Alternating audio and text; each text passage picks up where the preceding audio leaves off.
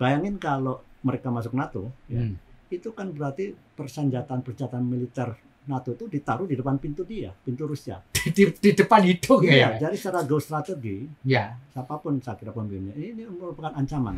Bagaimana mungkin negara yang penduduknya tidak lebih dari 45 juta mengancam negara yang penduduknya 145 juta? Iya. It's impossible. Ini bukan upaya untuk menduduki dan jadikan bagian dari seperti Crimea. Ya, ya. Beda, karena ini baru pelajaran saja. You jangan genit lagi lah gitu. Kira-kira Ya, begitu ya. ya. Karena ini betul-betul ancaman buat Rusia. Keinginan Ukraina menjadi anggota NATO, menjadi anggota masyarakat ekonomi Eropa, itu akan merugikan pertahanan Rusia, merugikan kepentingan Rusia, bukan dengan cara-cara peperangan. Ya, karena itu melanggar Piagam PBB Ya, ya, ya. pasal 2 ayat 4 tentang penggunaan kekerasan dalam menyelesaikan sengketa, harusnya dengan cara damai.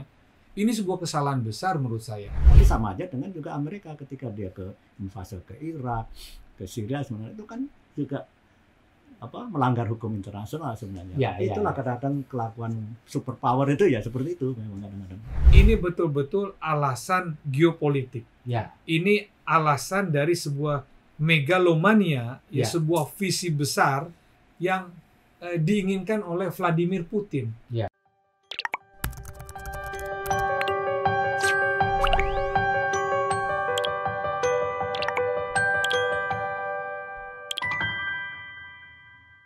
Assalamualaikum warahmatullahi wabarakatuh. Salam damai sejahtera buat kita semua. Om Swastiastu, Namo Buddhaya, dan salam kebajikan. Bertemu lagi dengan saya, Feby Mahendra Putra, Direktur Pemberitaan Tribun Network. Kali ini kita akan ngobrol seputar konflik bersenjata antara Rusia dengan Ukraina. Seperti kita ketahui, pada tanggal 24 Februari lalu, pasukan Rusia masuk ke wilayah Ukraina. Dan saya akan ngobrol bersama dua narasumber secara terpisah.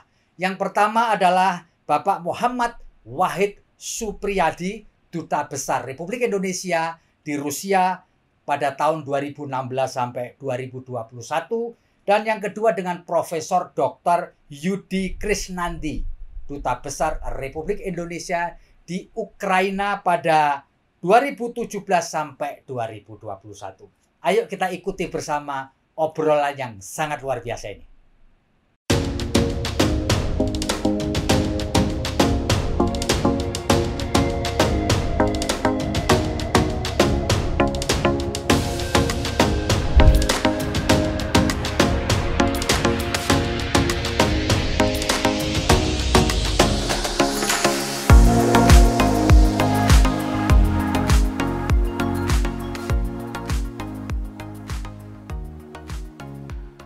Assalamualaikum Pak Wahid. Waalaikumsalam Mas Feby.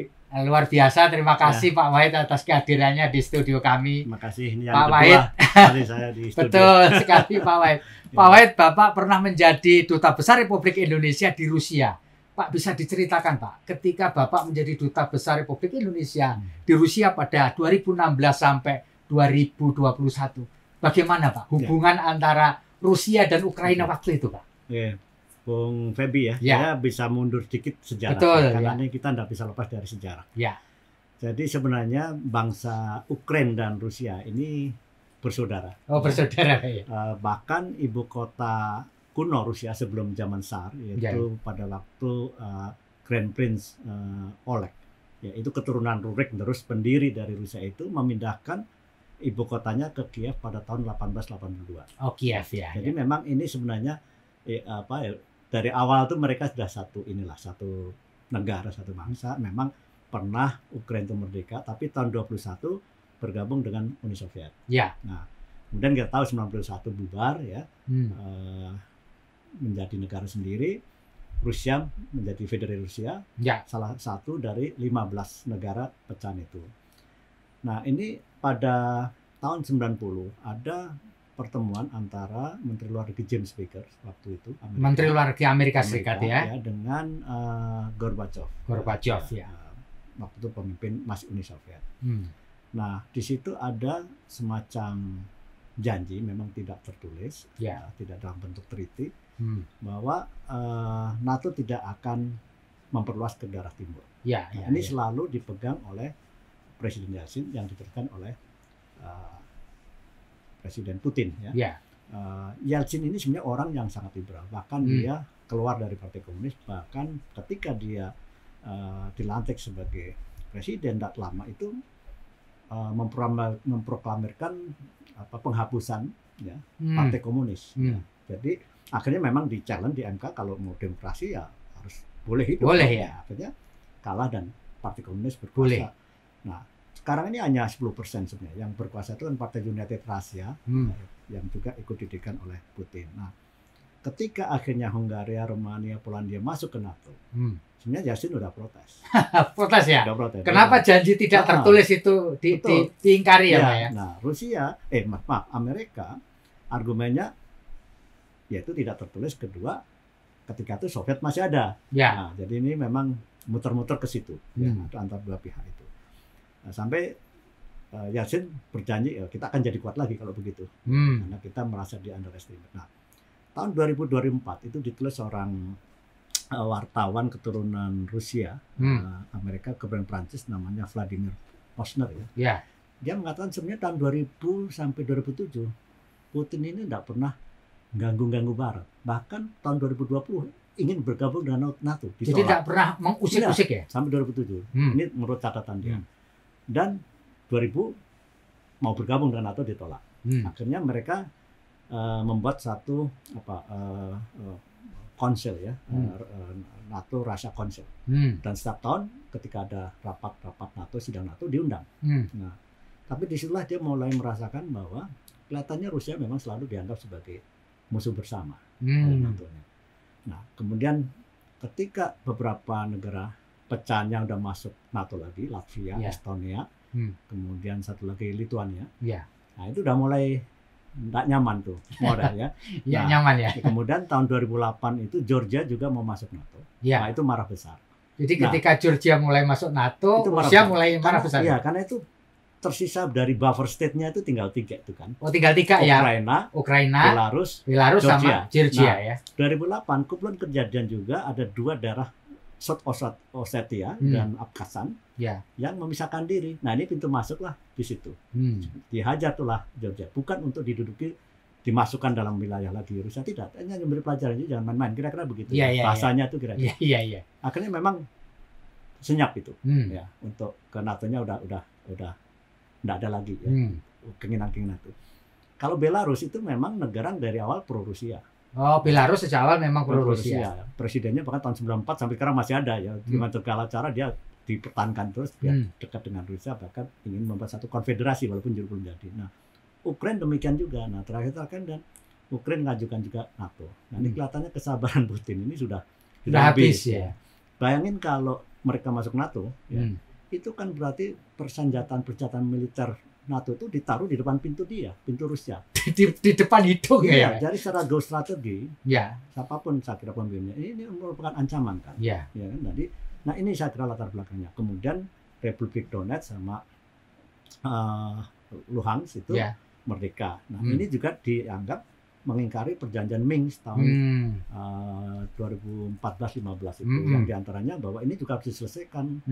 Sudah ada kesempatan untuk self government ketika itu, tapi enggak, akhirnya itulah yang terjadi. Jadi saya dari awal saya mengatakan ini bukan upaya untuk menduduki dan menjadikan bagian dari seperti Crimea. Beda, karena ingin beri pelajaran saja. Jangan genit lagi lah gitu. Kira-kira begitu ya. Karena ini betul-betul ancaman buat Rusia. Jadi itu yang terjadi. Jadi saya juga memperkirakan ini ya skenario-nya antara memang salah perhitungan menurut saya secara militer. Kelihatannya Putin menganggap ini cepat, either jatuh atau menyatakan kalah dan pro Rusia. Selesai itu sebenarnya. Jadi kira-kira ide besarnya situ. Bukan berarti saya membenarkan ini ya. Tetap saja di dunia internasional kan tidak terima. Tapi sama aja dengan juga Amerika ketika dia ke invasi ke Irak, ke Syria sebenarnya itu kan juga melanggar hukum internasional sebenarnya. Itulah kadang-kadang kelakuan superpower itu ya seperti itu memang kadang-kadang. Pak Wahid, bisa diceritakan nggak waktu Rusia kemudian melakukan aneksasi juga atau penyerbuan ke Crimea, Pak? Padahal sebenarnya Crimea adalah merupakan wilayah yang sangat pro Rusia sebenarnya. Ya, gimana ya, Pak? Ya, jadi sejarahnya dulu itu Crimea itu awalnya sebelum Stalin itu sebenarnya mayoritas itu penduduk Tatar. Tatar itu keturunan Turki sama Mongolia yang beragama Islam. Sama Stalin itu mereka diusir, akhirnya masuklah warga negara keturunan Rusia. Memang masih ada starter sedikit, Islam masih ada di sana, tapi mayoritas adalah perkiranya tuh 90% lebih itu adalah orang Rusia. Nah dulu itu Crimea itu sejarahnya itu sebenarnya dititipkan ke Ukraina zaman Khrushchev. Jadi dia dititipkan saja, Pak? Untuk administrasinya, karena terlalu jauh dari Moskow. Nah, Khrushchev jangan salah, Khrushchev ini keturunan Ukraina. Ada dua yang memang orang pemimpin Rusia itu dari Ukraina, yaitu Leonid Brezhnev. Itu juga dari Ukraina. Makanya saya bilang ini sebenarnya bangsa bersaudara gitu kan. Nah, jadi dengan referendum saja tanpa militer menurut saya itu udah pasti menang gitu ya. Menurut saya memang kenapa harus pakai militer. Tapi memang referendum menang walaupun itu referendum tidak diakui karena dianggap itu dilakukan oleh Rusia. Dan ketika itu masyarakat Rusia itu sangat mendukung, bahkan menaikkan rating Putin menjadi 84%. Nah sekarang beda, sekarang udah ada demo-demo di Rusia sendiri. Ada 700-an yang ditangkap ya sehari yang lalu saya dapat informasi. Itu di beberapa kota ada demo against perang itu sebenarnya. Jadi memang, tapi kalau menurut saya, penglihatan saya itu oposisi ini belum terlalu kuat untuk menjegal Putin. Jadi ya masih lama kalau ditanya sampai kapan hanya Putin dan Tuhan yang tahu. Gitu. Pak Wahid bisa menganalisis nggak kenapa sih Presiden Vladimir Putin itu sangat kuat di Rusia? Kalau dihitung-hitung dia berkuasa baik jadi presiden maupun perdana menteri itu selama 23 tahun. Betul. Ini apa Pak? Pak Wahid penyebabnya Pak? Atau pengaruh apa yang dipunyai Putin sehingga dia kuat sekali? Jadi gini, masyarakat Rusia itu sangat memorinya itu sangat kuat. Ketika disintegrasi, kemudian Yeltsin mengambil posisi yang sangat liberal, ekonominya liberal dan sebagainya. Tapi yang terjadi apa? Ekonominya mati. Orang mau makan roti, itu makanan paling murah Kak, kita beras tuh, itu harus ngantri. Jadi tapi memang menciptakan oligark gitu. Jadi timpangnya luar biasa. Dan banyak perusahaan multinasional sebenarnya nyedot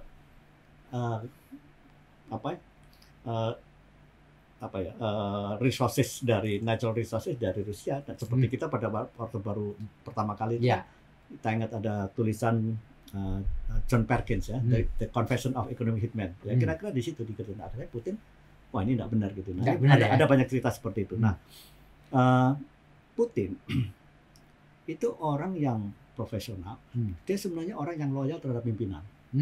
Kenapa dia ditarik oleh Yeltsin ke Moskow ketika itu? Karena waktu dia jadi deputy mayor wali kota di Saint Petersburg, ketika akhirnya bosnya kalah, dia ditawari penggantinya nggak mau dia. Dan dia menutupin upaya untuk mendongkal mengenai korupsi. Nah, makanya ketika dia berkuasa, dekri yang pertama adalah melindungi presiden dan keluarganya. Ya, akhirnya memang tidak ditokoti, walaupun itu kan korupsinya luar biasa, the family. Itu. Nah, Putin ini juga orang yang ingin mengembalikan kejayaan Rusia. Jadi kalau kita punya Pancasila, Rusia itu punya Trisila. Nomor satu ada autokrasi. Jadi kalau lihat sejarah kehebatan Rusia itu semua itu ketika dipegang oleh pemimpin otoriter. Ketika Peter the Great dan Catherine the Great tadinya mulai demokrasi, bahkan Peter the Great itu Catherine the Great itu orang yang sangat sangat demokratis. Dia membaca buku-buku kayak Voltaire dan bahkan berkoresponden. Tapi begitu dia mulai terbuka pemberontakan akhirnya dia jadi diktator lagi. Ini sejarah itu. Nah ini satu nomor. Kedua nasionalisme yang diciptakan ketika ortodoksi itu memang dulu agama negara. Tapi agama lain juga sebenarnya hidup dengan damai ya zaman-zaman itu. Nah tadi pertanyaannya kenapa masih kuat? Nah setelah dia mulai mereformasi ke dalam perekonomian dan sebagainya, dalam waktu singkat itu ekonomi Rusia sudah naik bagus sekali. Ya. Bahkan sekarang udah masuk ke sekitar peringkat 14 mungkin ya di G20 itu ya. Kita 16 kalau nggak salah ya. Nah kalau kita dilihat Moskow itu glamor sekali. Nah orang nggak mau kembali pada zaman roti ngantri. Like it or not gitu. Makanya kenapa ratingnya itu selalu tinggi. Memang terakhir ratingnya udah turun 59. Itu menurut Levada Center yang memang ini yang dianggap paling independen. Ini dibiayai oleh Amerika juga. Dan itu masih tinggi karena orang traumatik dengan kejadian itu. Makanya suka tidak suka popularitas masih tinggi, bahkan itu oleh lembaga yang independen sekalipun. Nah, saya melihat ini ada hal yang waktu saya cerita dengan wartawan Rusia dia agak tersenyum juga. Saya khawatir nih Putin itu meniru Pak Harto ya. Jadi gini, Partai United Russia itu mirip dengan Golkar. Ya, ya. Didirikan salah satunya oleh Putin. Ya. Kemudian dia bikin oposisi, kita dua P3 sama PDI. Sana juga ada dua posisi yang ini, tapi oposisi sering bantu juga pemerintah. Kecuali kadang-kadang ya dia bicara mengenai ketimpangan itu masalah. Jadi saya bilang cuman sampai kawan bertahan, saya nggak tahu gitu kan. Sekarang 23 tahun, Pak Harto 34 tahun ya. Iya, betul. Itu ya, karena dia bisa membangun ekonomi di Rusia secara baik ya. Betul. Nah itu yang orang udah mulai kritis ya. Di sana jangan dikira media nggak kritis ya. Ya. Banyak yang kritis ya, tapi memang banyak juga ditegur kayak dulu Depen gitu. Tapi namanya Moscow Times, udah tuh hari kritik pemerintah. Tapi pertanyaannya kan siapa yang baca bahasa Inggris kan? Paling diplomat itu, pelajar. Diamin aja gitu loh. Kita dulu Jakarta Post kan. Diamin aja. Pak Wahid, kalau menurut Pak Wahid, ini Rusia masuk ke wilayah Ukraina ya kayak bukan nggak ada lawan lah, istilahnya ya. Tetapi tidak ada bantuan yang signifikan dari NATO sampai hari ini. Nah itu, jadi itu yang juga dipermasalahkan oleh Ukraina kan. Artinya mereka tidak akan ngirim tentara ya. Mereka hanya ngirim peralatan-peralatan itu militer itu yang memang terakhir agak kesulitan yang saya baca. Itu. Nah, menurut Pak Wahid kenapa ini kok tidak menerjunkan pasukan? Ya mereka tahu Rusia ini kan menurut Global Power Index itu nomor 2 kekuatan militer di dunia ya. Kalau Irak Syria itu kan lemah ya. Tetapi kalau ini kan punya senjata-senjata yang luar biasa itu Rusia. Ya sekarang mengembangkan sebuah rudal yang kecepatannya berapa? 27 kecepatan suara. Sekali naik nggak bisa dicegat itu. Jadi kalau soal itu saya kira mikir juga Barat itu. Mikir ya. Dan kalau sampai perang lebih besar lagi bisa hancur-hancuran semua ya semua akan rugi juga. Jadi saya kira perhitungannya ke situ. Perhitungannya ke situ jangan sampai menimbulkan satu pertempuran habis-habisan lah kira-kira. Pak Wahid, selama ini Cina dan Rusia hubungannya sih oke. Tapi kenapa dalam konflik ini terkesan Cina itu diam saja? Artinya dia itu ini jadi dua negara besar ini peringkat 2 dan ketiga ini punya perjanjian yang tidak urusan dalam negeri masing-masing. Pertama. Kedua, perdagangan terbesar Rusia itu kan dengan Cina juga 141 miliar dolar itu naiknya luar biasa. Jadi tadi mungkin belum bisa mengenai sanksi-sanksi itu ya. Selama ini sanksi-sanksi yang disampaikan ke sana kan tidak terlalu terasa di tingkat bawah. Karena sanksi ekonomi banyak tuh terkait dengan orang-orang militer atau dekat Putin, sekarang juga ditambah aja. Jadi di day to day itu sebenarnya tidak terlalu terasa gitu. Nah sebenarnya antara Rusia sama China itu juga ada dalam tanda kutip cultural distrust. Nah, karena masa lalu termasuk ketika masih kedua komunis kan betul bersaing ya Pak ya. Ada cerita Mao Zedong datang ke Moskow naik kereta 3 hari tidak ditanggapi minta ketemu akhirnya marah kan kalau enggak saya pulang akhirnya baru diterima itu. Jadi ada buku bagus sekali tulisan Salim Said Gestapo ya bagaimana pertentangan antara komunis Rusia sama Moskow. Jadi juga pernah perang perbatasan. Jadi saya agak kaget juga ketika Menteri Luar Negeri Lavrov di depan Dubes ASEAN, we will never have military pact with China gitu ya. Jadi, tetapi karena sekarang punya kepentingan bersama, musuh bersama. Tapi memang politik nggak ada yang statis kan. Lalu tergantung kepentingan nasional masing-masing gitu. Itulah yang terjadi antara Rusia dengan Cina ya Pak Wahid. Pak Wahid, apakah nanti menurut analisis Pak Wahid ini militer Rusia ini akan menguasai Ukraina secara fisik atau hanya kepingin supaya presiden yang sekarang berkuasa yaitu Volodymyr Oleksandrovich Zelensky ini jatuh, Pak? Ya, jadi sebenarnya kan tujuannya hanya mengganti pemimpin yang pro Rusia. Barat ya. Rusia karena sebenarnya pernah Ukraina itu dipimpin oleh seorang pemimpin yang pro Rusia ya. Viktor Yanukovych ya, Pak. Betul, namanya Yanukovych. Yanukovych ya. Dan diteruskan oleh Petro Poroshenko. Poroshenko. Nah, tetapi waktu dia Yanukovych itu sebenarnya dia dipilih secara demokratis. Makanya Amerika Rusia juga enggak senang, marah ketika akhirnya dia di topple down gitu secara paksa kan. Ada revolusi berdarah waktu itu. Jadi tujuannya sebenarnya itu aja kan, itu yang bisa kerjasama lah sebenarnya. Dan Belarus karena contoh yang ini, dia apapun gasnya lebih murah sebenarnya banyak dibantu luar biasa itu. Nah, sebenarnya intinya itu. Nah, perang total itu nggak dikendaki juga ya, karena Iya. memang bukan tujuannya untuk mencaplok menjadi wilayah. Jadi tujuannya ya memberi pelajaran lah gitu. Pak Wahid, Presiden Putin ketika pidato terkait dengan penyerbuan Rusia ke Ukraina menyebut Presiden Zelensky ini adalah seorang narkobais dan neonazi. Maksudnya apa ini? Ya itu bahasa politis Ya. dari apa. Tapi memang backgroundnya beliau ini kan sekarang seniman, komedian gitu. Ya. Tapi memang populer. Populer ya. Akhirnya dia maju, kebetulan yang sebelumnya juga enggak perform secara ekonominya. Hanya mengecewakan rakyat. Ya, yang ini ya Pak Petro Poroshenko ya. Itu. Jadi ya itu kondisinya tuh saya kira ya itu bahasa politis menurut Putin. Tapi memang juga kenyataannya setelah dia jadi presiden juga enggak membawa kemajuan. Karena awalnya kan dia ingin juga negosiasi dengan Rusia, tapi kelihatannya dia cenderung ingin ke Barat, ke NATO itu. Nah, ini yang saya kira membuat Putin tidak suka. Ya, Pak Wahid, di Federasi Rusia ini ada namanya Republik Chechnya. Ya, Chechnya ya.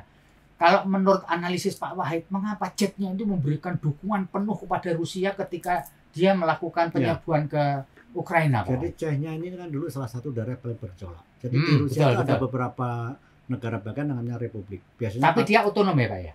Ya negara bagian. Negara memang bagian. ada otonomi, Jadi kayak Republik Dagestan sebagainya yang mayoritas non Rusia. Non-Rusia. Mayoritas kan Muslim. Ya. Nah, Chechnya ini dulu juga termasuk yang negara paling memberontak, tapi dengan pemimpin sekarang dibantu oleh Rusia akhirnya bisa menguasai keadaan dan sangat pro Putin. Jadi dia saya kira ingin menunjukkan bahwa dia masih loyal pada Presiden Putin. Makanya kan dikirimkan tentara-tentara dari Chechnya itu.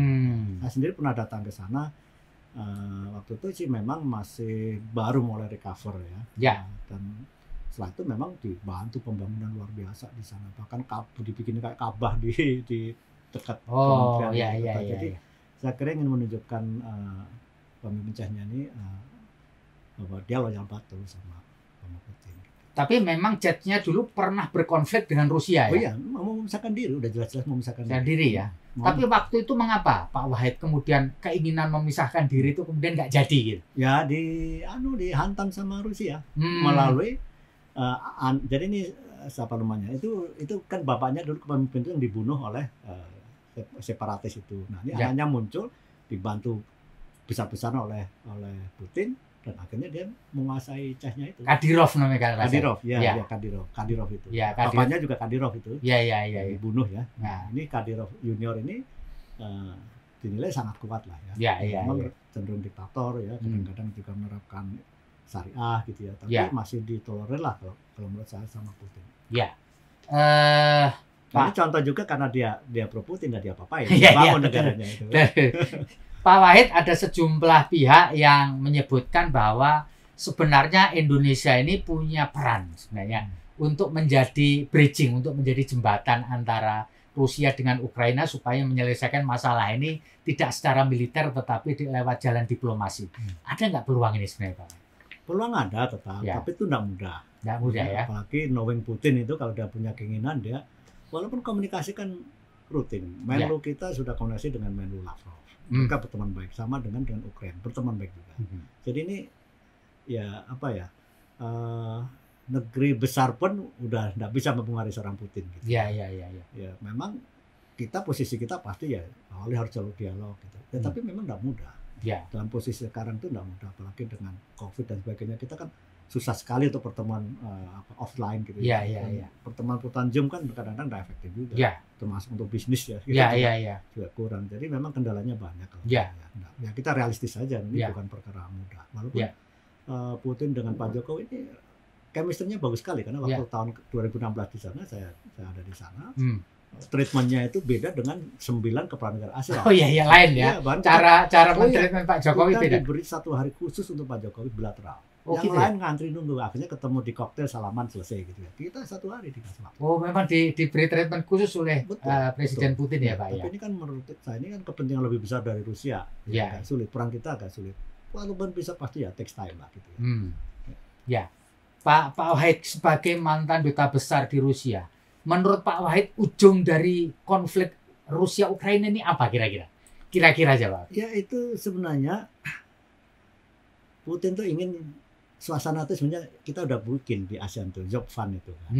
Zone of Peace and Neutrality lah apa namanya. Saya selalu lupa singkatan. Job fund itu bahwa daerah sekeliling itu ya daerah yang aman, secure gitu kan. Sebenarnya kan dia tuh bukan seorang ekspansionis juga kan. Oh ya. Bukan itu. Jadi dia ingin juga sekeliling ya peri-peris itu juga yang apa ya, yang memang saling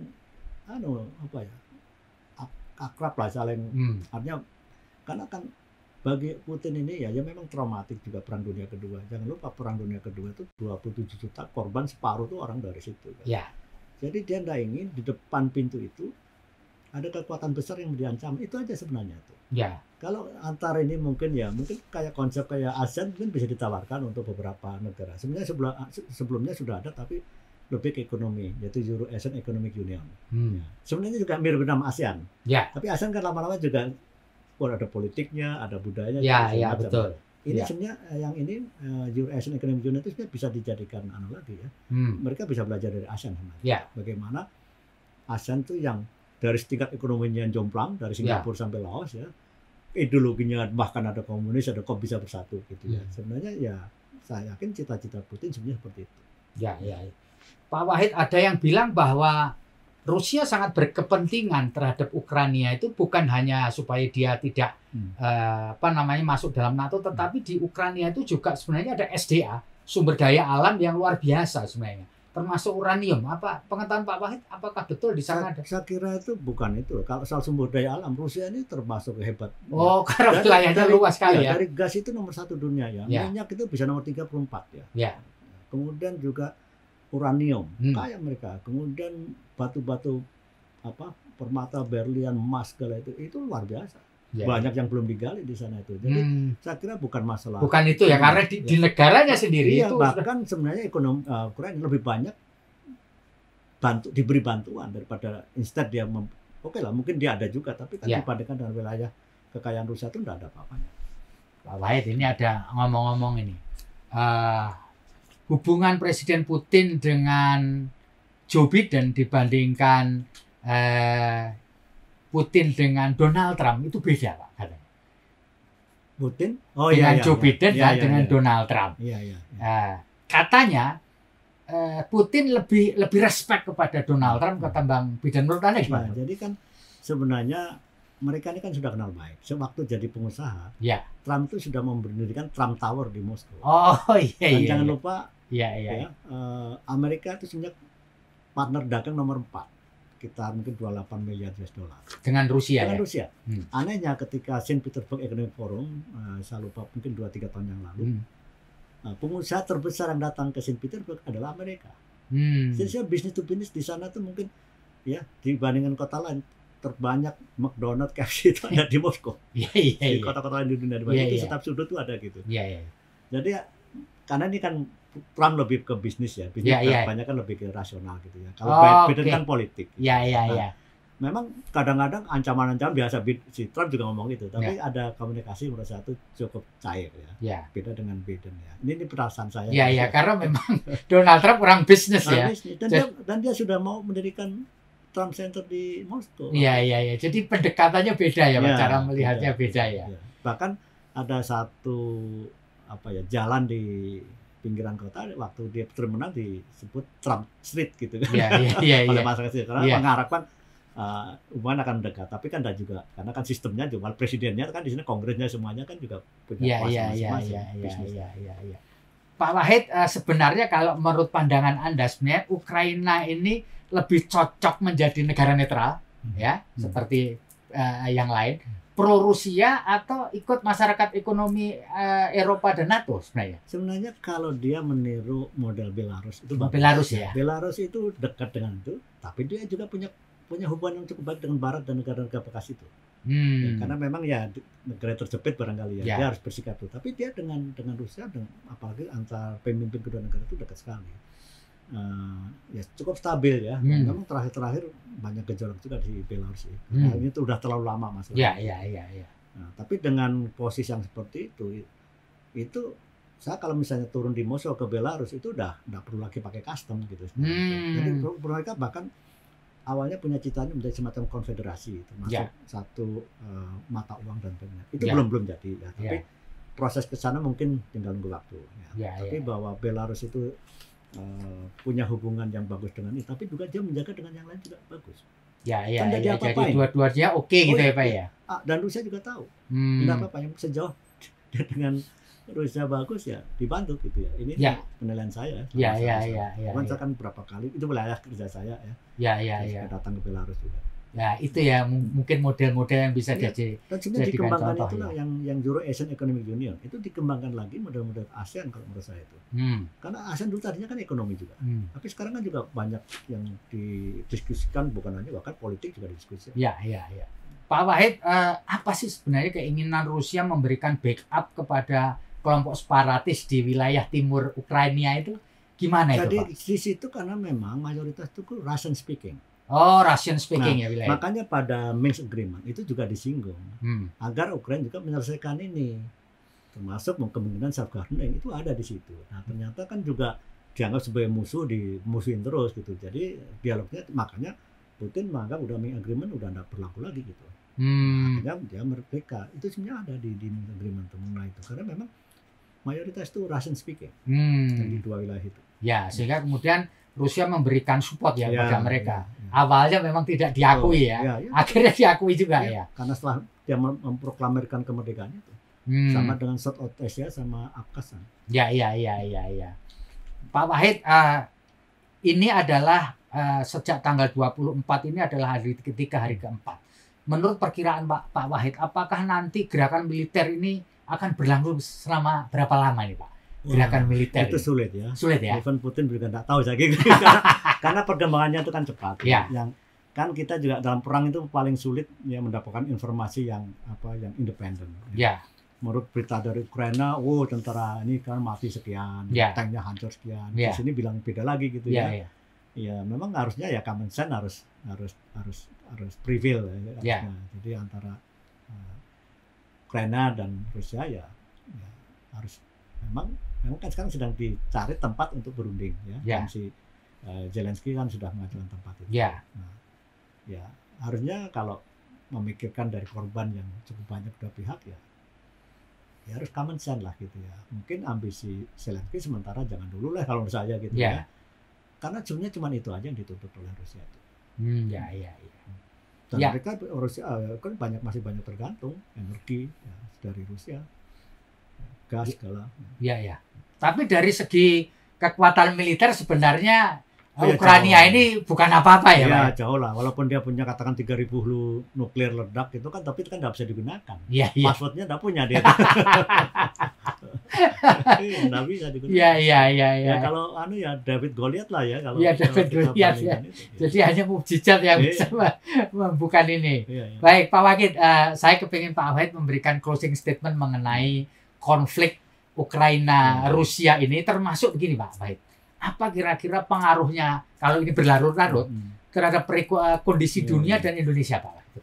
Ya pertama kita ini negeri yang berhubungan baik dengan kedua negara. Jadi bagi posisi Indonesia mestinya ya karena keduanya baik ya baik-baik saja. Mesti harus ada solusi yang make sense lah gitu. Yang win-win solution itu harus dicari. Karena kalau perang itu meluas akibatnya pasti ke dampak ekonomi. Sekarang belum terasa, tapi nanti pasti akan terasa. Apalagi ini kan Rusia bukan negara kecil ya. Dia juga negara yang punya resources besar sekali. Dan ketergantungan antar negara kan sekarang kan sangat kuat. Bahkan Jerman itu sangat dekat ya, hubungan trading partner nomor 2 hubungannya dekat. Kadang-kadang makanya dia juga ambiguity gitu. Tetapi memang permasalahannya itu ya sebenarnya sederhana tapi tidak mudah. Seperti tadi itu yang saya katakan ya, kalau sudah ada pemerintahan di sana yang mau kerjasama positif, itu sebenarnya menurut saya sudah selesai itu. Tapi itu mungkin bagi Ukraina tidak seperti itu. Nah ini harus ada common sense lah. Apalagi kalau sampai korban banyak, perang tidak selesai dan berlarut ya pasti dampak ekonomi. Sekarang kan ekonomi sedang mulai hitung berapa kerugian nanti kalau terjadi perang berlanjut gitu. Saya sih tidak melihat akan ada semacam perang dunia ketiga. Sebenarnya kan dalam teori demokrasi there will be no war between two democracies. Walaupun suka tidak suka Rusia juga demokrasi. Sekarang misalnya masyarakat di Rusia sendiri udah mulai against ya dengan perang itu, bahkan demo-demo itu. Sudah mulai demo-demo untuk tidak menyetujui perang itu ya. Putin juga melihat pasti domestik ya, persoalan domestik, pasti dia juga mempertimbangkannya itu ya. Gitu. Ya. Oke. Terima kasih Pak Wahid atas ngobrol kita dalam kesempatan kali ini, luar biasa ini. Jadi kita mendapatkan satu pandangan yang berbeda dari orang yang pernah bertugas di Republik Federasi Rusia. Pak Wahid, terima kasih. Tribuners, kita sudah mendapatkan perspektif yang berbeda dari mantan duta besar Republik Indonesia di Republik Federal Rusia tahun 2016 sampai 2021, Pak Muhammad Wahid Supriyadi. Tentu sangat menarik buat kita untuk mendengarkan pendapat beliau, karena beliau berada di tengah-tengah warga Ukraina selama beberapa tahun. Saya ingin sapa beliau dulu. Assalamualaikum, Prof. Waalaikumsalam, Prof. Terima kasih banyak. Prof, tentu para pemirsa kita, para pembaca kita kepingin tahu bagaimana hubungan Ukraina dan Rusia ketika Profesor Dr. Yudi Krisnandi bertugas di wilayah Ukraina, Prof. Saya tiba di Ukraina pada tanggal 21 April 2017. Siap. Di awal musim semi bersama keluarga di sana. Status Ukraina ditetapkan oleh Kementerian Luar Negeri Indonesia pada saat itu adalah status siaga perang. Jadi artinya daerah zona ya kuning. Zona kuning zona ya. kuning yang berbahaya, di mana setiap diplomat yang ditempatkan di sana selalu dirotasi kurang dari 1 tahun. Karena dikhawatirkan terjadi depresi, ketakutan. Lalu kemudian juga keluarga diplomat tersebut juga disarankan untuk tidak bersekolah di Ukraina, sehingga mereka memilih bersekolah di tempat lain. Ada beberapa diplomat yang bertugas, namun keluarganya tidak ikut serta, sehingga pada saat itu di kedutaan besar relatif hanya para diplomatnya saja. Nah, pada saat hari pertama saya mendarat, saya saksikan perjalanan dari airport ke rumah, bertemu dengan orang-orang yang di jalanan. Suasana kota Kiev yang begitu indah, langit yang sangat terbuka, itu sudah menarik hati saya dalam tidak perjalanan. Menunjukkan itu zona kuning gitu? Tidak menunjukkan itu adanya suatu bahaya zona kuning, ada ancaman perang. Saya melihat orang di jalan-jalan mengantri bis dengan tenang, lalu kemudian pasar-pasar yang tumpah di jalan-jalan. Semuanya seperti kehidupan biasa di tanah air kita, normal ya, tidak ada ketakutan. Bahkan saya tidak melihat satu polisi pun di jalanan. Ketika saya sudah sampai rumah, kebetulan hari itu adalah hari Jumat, yang saya lakukan pertama, bertemu dengan seluruh warga negara Indonesia yang tampak sangat ceria di awal musim semi tahun 2017 tersebut. Lalu saya diantar ke masjid. Dalam perjalanan dari Wisma Duta menuju masjid yang kurang lebih 30 menit, saya juga merasakan sebuah suasana yang nyaman ya, dan tenang seperti di tanah air sendiri. Lalu di masjid saya disambut oleh muftinya. Pada hari yang sama saya berkenalan. Jadi sama sekali tidak ada kesan ketakutan, tidak ada kesan peperangan. Dan situasi itu yang saya pelajari terus-menerus dalam 3 bulan pertama di sana. Saya bertemu satu persatu dengan warga negara Indonesia. Yang pertama saya temui di kota Kiev itu seluruh warga Indonesia yang tinggal di sana. Saya datangi rumah-rumah mereka untuk mengetahui kondisi mereka dan lingkungannya. Lalu kemudian saya datangi tokoh-tokoh Ukraina, dari mulai pejabat tingginya, menteri luar negerinya, lalu kemudian parlemennya. Banyak hal yang saya pelajari, banyak hal yang saya lihat. Dalam waktu 3 bulan saya berkunjung ke banyak kota di Ukraina, tidak memiliki satu kesan pun bahwa negara tersebut dalam kondisi darurat perang, dalam keadaan yang genting, dalam suasana yang berbahaya. Terlebih lagi, laporan-laporan yang saya baca dalam kurun waktu 3 bulan dan briefing-briefing yang diberikan oleh pemerintah luar negeri, Kementerian Luar Negeri Ukraina kepada para duta besar, menunjukkan sebuah tren yang sangat damai di negara itu. Nah, setelah 3 bulan itu, setelah saya pelajari situasinya, saya melaporkan kepada Menteri Luar Negeri Ibu Retno dan Kementerian Luar Negeri Indonesia analisis situasi, prediksi, dan kondisi yang sebenarnya. Dan pada rekomendasi terakhir saya adalah agar status darurat terhadap Ukraina dari Kementerian Luar Negeri Indonesia dicabut. Dengan demikian tidak ada lagi diplomat yang sifatnya temporary bertugas. Tidak ada lagi fasilitas yang diberikan kepada anak atau keluarga diplomat yang harus sekolah di luar negeri, double kan biayanya. Diplomatnya tinggal di Ukraina, keluarganya dibiayai di tempat lain, anaknya disekolahkan di tempat lain, kan menjadi double. Nah, analisis ini didiskusikan dengan Kementerian Luar Negeri dan Ibu Menteri menyetujui. Tidak lama dari itu Dicabut ya? statusnya. Ya. Nah, dalam kurun waktu saya tugas 4,5 tahun, singkatnya, saya sudah mengunjungi seluruh kota-kota besar di Ukraina, Ya. seluruh provinsi di Ukraina. Yang disebut dengan sebuah wilayah konflik, saya juga sudah ke sana. Termasuk di wilayah timur yang di separat wilayah itu. timur yang di region Donbas, Ya. di kota Luhansk dan Donetsk, Ya. kami sudah ke sana dengan Pak Duta Besar melihat kondisi secara langsung. Waktu itu gimana situasi di wilayah timur? Situasi di sana adalah situasi medan pasca perang. Oh, oke. Jadi perang itu terjadi, perang besarnya terjadi antara kurun waktu 2014 hingga 2015. Lalu setelah Organization for Security and Cooperation of Europe turun tangan, Ya. setelah ada Minsk Agreement 1, Minsk Agreement 2 yang Ya. diprakarsai oleh Amerika Serikat, Jerman, dan Prancis, maka konflik itu relatif reda. Ada 7 kesepakatan yang harus dilakukan oleh kedua belah pihak yang Ya. ditengarai adanya keterlibatan Rusia di belakang gerakan separatisme. Ya. Dan situasi itu semakin menurun. Ya, pada saat 2018 bulan Desember sempat memanas. Pada Ya. saat itu ada tabrakan kapal perang Rusia dan kapal perang Ukraina di Teluk Kerch. Ya. Pada saat itu sempat dilakukan darurat militer 1 bulan. Ya. Saya merasakan di situ darurat militer yang sebagaimana terjadi di berbagai macam negara. Di Ukraina ini sifatnya damai-damai saja. Ya. Ada tank baja, ya, ada polisi berlalu lalang. Karena masyarakatnya pun tahu darurat militer diberlakukan jam 5 sore sampai dengan jam 7 pagi. Ya, masyarakatnya tidak bepergian, tidak berlalu lalang. Ya, Dia ya. tahu jalur mana yang harus dilewati, mana yang tidak. Ya, ya. Pasar-pasar ya tutup, toko-toko tutup, tempat hiburan tutup. Tapi tidak ada suasana yang mencekam. Misalnya Ya, orang ya. diperiksa, ya terus Ya. semuanya dibatasi. Tidak, sehingga saya dan warga negara Indonesia tidak ada yang merasakan ketakutan, Ya.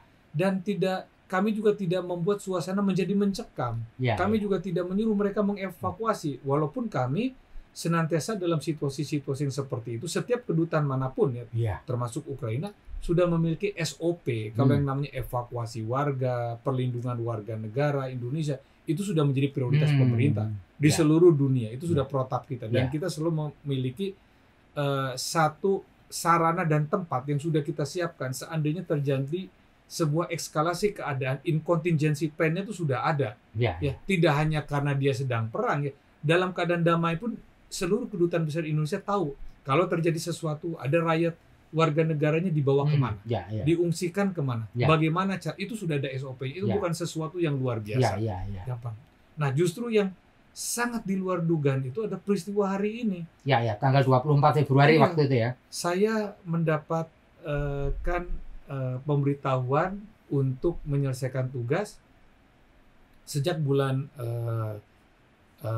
Januari tahun 2021. Ya. Lalu kemudian dengan berbagai macam persiapan dan penugasan-penugasan, saya baru mendapatkan izin untuk pulang karena duta besarnya sudah dilantik pada bulan September.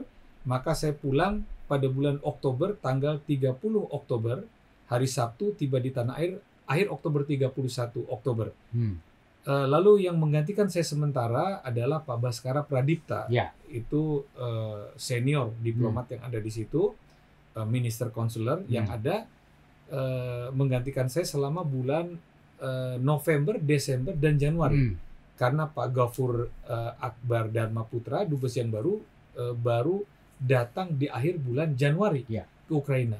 Dan dalam tempo waktu 3 bulan tersebut, ya, sebagai duta besar yang memberikan mandat kepada kuasa usaha interim pada saat itu, tentu saya punya tanggung jawab moral, memonitor ya. situasi dan sebagainya. Saya sama sekali tidak memiliki satu prediksi bahwa Rusia akan menyerang. Sama sekali. Karena rakyat Ukraina ini sangat damai. Ya.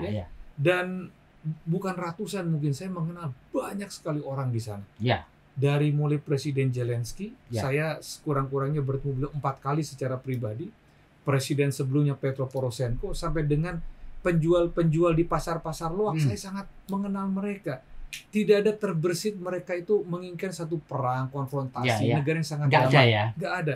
Bahkan di wilayah-wilayah yang dianggap berperang, wilayah timur yang namanya Luhansk dan Donetsk yang kami kunjungi, yang jaraknya hanya kurang lebih 100 km kepada kota terbesar kedua Ukraina itu Kharkiv, itu pun suasananya hanya siaga biasa yang sewaktu-waktu dikhawatirkan kalau ada pemberontakan yang akan mendekati kota-kota utama Ukraina, dia bisa dihalau. Itu pun tenang. Namun dengan peristiwa tanggal 24 Februari kemarin, ya serangan yang begitu, itu memang sesuatu yang mengagetkan. Pertama, yang kedua itu sesuatu yang unlogical, ya, yang di luar nalar dan logik, ya, yang dilakukan. Karena Ukraina ini negara yang sangat damai, ya, masyarakatnya seperti di Indonesia sangat toleran. Walaupun masyarakat Muslimnya itu tidak lebih dari 1-2%, pemerintahnya itu sangat toleran, ya, kepada kehidupan beragama manapun, memberikan kesempatan agama untuk berkembang. Mereka bersatu padu, ya, masyarakatnya sangat helpful, hospitality, terbukti dengan lebih dari 360 anggota parlemen Indonesia sudah berkunjung ke Ukraina dalam masa jabatan saya. Artinya apa? Artinya Ukraina sebuah negeri yang sangat ramah gitu, sehingga pejabat-pejabat Indonesia, ya, lalu pengusaha-pengusaha Indonesia kerjasama terus senantiasa meningkat. Transaksi perdagangannya yang awalnya saya masuk itu hanya 720 miliar US dollar, dalam kurun 4 tahun berikutnya sudah mencapai 1,3 miliar US dollar, meningkat hampir 2 kali lipat, ya. Dan banyak sekali kerjasama yang berkembang. Yang tadinya tidak ada perusahaan Indonesia, ada 4 perusahaan Indonesia di Ukraina. Yang tadinya tidak ada warga Indonesia yang tinggal di sana, banyak yang bekerja di sana. Ada yang bikin pabrik. Artinya apa?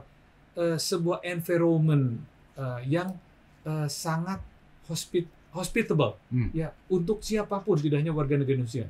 Tidak ada yang namanya sara, tidak ada yang namanya rasis. Ya, kita ini nyaman kemana-mana di Ukraina, sampai ke kampung-kampungnya. Bayangkan Pak Feby, ya, kalau di Indonesia misalnya datang di satu kampung, ya, di Bogor lah, ya, ada orang asing, pasti kan orang itu nanya, di mana Pak, badeka mana, atau dia berusaha ingin membantu. Itulah orang Ukraina, sama seperti orang Indonesia. Jadi unbelievable untuk saya, ya, duta besar yang pernah ditugaskan di sana, yang mengenal masyarakat Ukraina, lalu menghadapi sebuah sengketa dengan cara-cara kekerasan. Ini kan cara-cara kekerasan. Masuk wilayah negara orang, yang konon katanya akan mengamankan kepentingan warga negaranya yang anggap saja tanda kutip ditindas katanya oleh pemerintah Ukraina di wilayah timur. Dan yang namanya wilayah timur itu Luhansk dan Donetsk berbatasan dengan Rusia itu kurang lebih 900 km dari Kiev. Tetapi agresi dan invasinya itu menghantam kota Kiev, menghantam Odessa, pusat perdagangan dan pelabuhan, menghantam Lviv, menghantam Chernihiv. Banyak sekali yang dilakukan. Jadi ini bukan lagi melindungi kepentingan warga negaranya, karena tidak ada warga negaranya yang ada di sana. Yang ada di sana adalah gerakan separatisme yang ingin melepaskan diri dari Ukraina. Itulah yang dilakukan tindakan tegas oleh pemerintah Ukraina. Tetapi tindakan tegas yang dilakukan oleh pemerintah Ukraina dalam kurun waktu 5 tahun saya di sana, jangan dibayangkan seperti halnya Prancis menindak Mali. Jangan seperti membayangkan Myanmar menindak Rohingya. Jangan seperti membayangkan negara-negara lain menindak pemberontakan-pemberontakan dengan kekerasan dan senjata. Ukraina ini sangat santun, hanya mendorong para pemberontaknya keluar dari zona kuning yang sudah ditetapkan oleh perjanjian Minsk. Masuk ke wilayah Ukraina, dia dorong, dia hanya berjaga-jaga. Bahkan ketika kami mengunjungi wilayah-wilayah yang konon katanya konflik, penduduk di sana masih bisa berbaur dengan kami, masih bisa mengadukan nasibnya, masih bisa bercerita segala macam. Tidak terdengar kontak senjata, yang mungkin ada jaraknya yang kurang lebih 1-2 km, tapi itu dilakukan secara sporadis. Nah, ini situasi inilah yang masyarakat dunia termasuk Indonesia harus tahu bahwa Ukraina itu bukan sebuah ancaman bagi negara manapun, termasuk juga kepada Rusia. Dia bukan ancaman. Bagaimana mungkin negara yang penduduknya tidak lebih dari 45 juta mengancam negara yang penduduknya 145 juta? It's impossible. Kedua, bagaimana mungkin negara yang luas wilayahnya tidak sampai 500.000 km persegi mengancam negara yang luasnya 17.250.000 km persegi? It's impossible. Bagaimana mungkin negara yang kekuatan militernya hanya 1/4 mengancam kekuatan militer penuh? Tidak mungkin. Ini negara hanya mempertahankan wilayah integritas nasionalnya, wilayah kedaulatan yang di timur, yang ada segelintir orang yang ingin memisahkan diri dari kedaulatannya. Itu yang dia lakukan tindakan tegas, dan itu yang Rusia tidak mau. Rusia menganggap bahwa wilayah itu punya hak untuk merdeka karena banyak orang-orang Rusia di situ. Tapi dia lupa bahwa wilayah itu adalah wilayah Ukraina. Satu, alasan formalnya Rusia. Tapi ada alasan lain yang mungkin yang tadi juga ditanya kenapa Putin begitu marah kepada Zelensky. Ya karena Zelensky itu sangat proaktif untuk menjadi anggota NATO, pertahanan Atlantik Utara. Itu yang tidak disukai oleh Rusia. Ya karena kalau misalnya Ukraina menjadi anggota NATO, berarti NATO berpotensi membangun pangkalannya di Ukraina yang berbatasan dengan Rusia. Dan dalam geostrategik pertahanan untuk kepentingan Rusia itu membahayakan. Jadi dia marah itu. Tetapi jangan lupa juga bahwa Ukraina dan Rusia ada negara yang merdeka, sama-sama negara anggota Perserikatan Bangsa-Bangsa, sama-sama memiliki hak menentukan masa depannya. Dia bisa memilih, sebagaimana Rusia memilih dengan fakta pertahanannya sendiri, ya. Ukraina pun boleh memilih dong, dia mau ikut mana saja.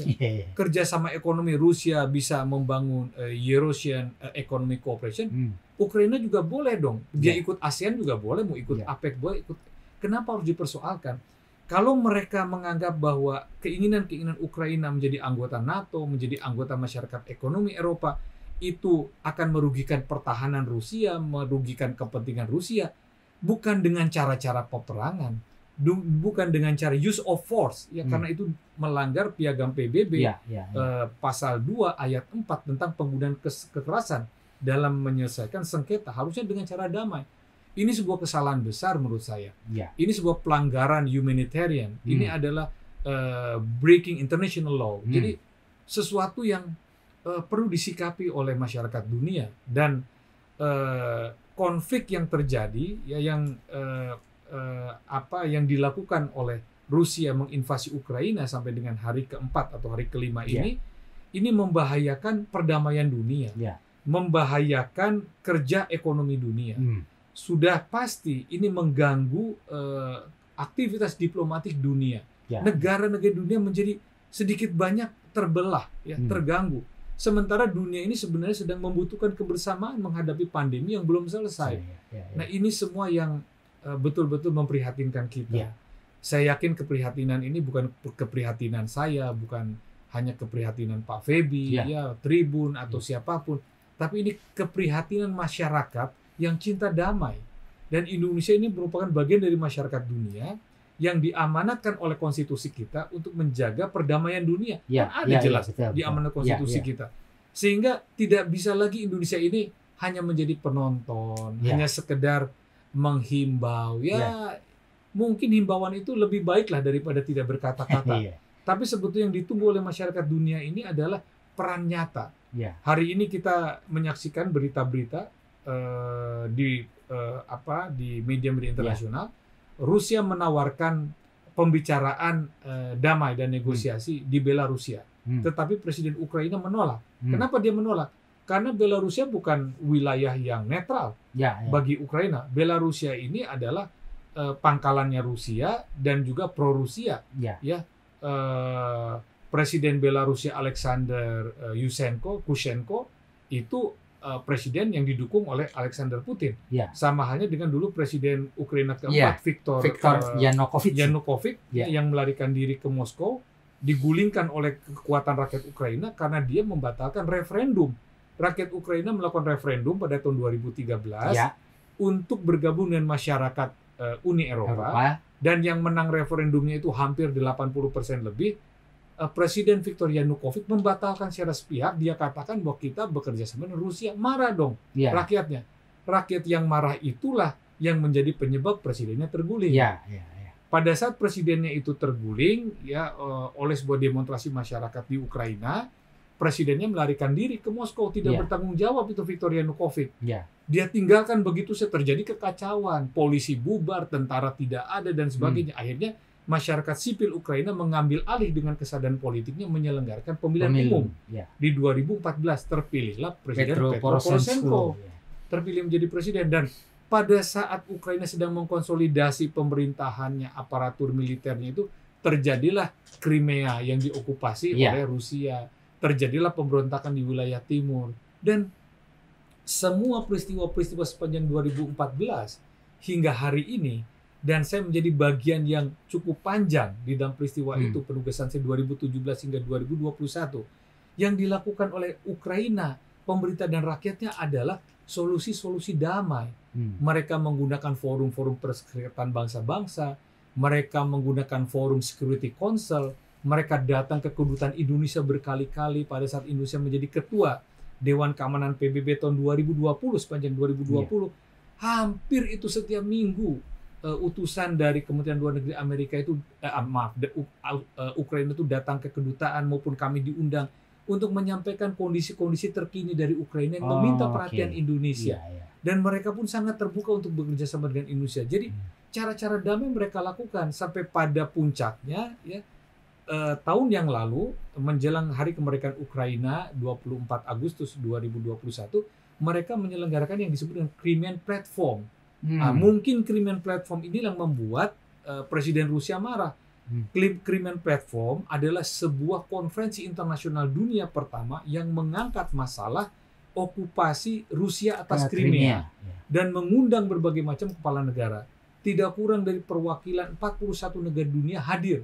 Ada presidennya, ada menteri luar negerinya, dan pemerintah Indonesia pada saat itu Bapak Presiden Jokowi mengirimkan surat kepada Presiden Ukraina tidak bisa hadir karena kondisi pandemi di Indonesia, begitupun Ibu Menlu. Sehingga kami sebagai duta besar negara-negara sahabat yang ada di sana mewakili kegiatan tersebut di parlemen Ukraina pada saat itu. Nah, upaya seperti itu yang dilakukan oleh Ukraina. Tidak ada dia penyerangan, tidak minta senjata untuk membebaskan Crimea, tidak merebut perbatasan yang dirampas oleh Rusia. Juga dia hanya mempertahankan wilayah di timur yaitu Luhansk dan Donetsk hanya pada batas wilayahnya. Dia ikuti kesepakatan internasional, dia ikuti saran Amerika, Jerman, Prancis. Jadi yang ada hanya retorika-retorika dari Presiden Zelensky yang mungkin menurut feeling saya terkesan melecehkan Presiden Putin. Retorika-retorika itu ya. Saya juga melihat, mungkin ini ada yang kebablasan ya. Misalnya mengajak Putin berunding di wilayah perang, misalnya kan di sana.